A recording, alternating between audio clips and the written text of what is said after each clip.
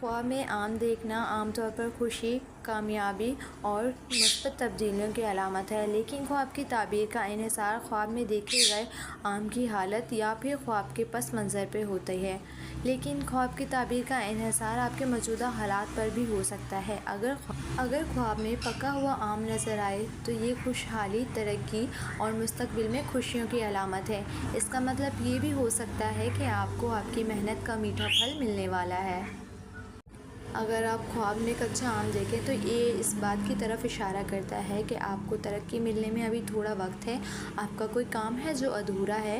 ये इस बात की निशानदेही भी करता है कि आपकी कोशिशें जारी हैं, लेकिन आपको तरक्की मिलने में थोड़ा वक्त है।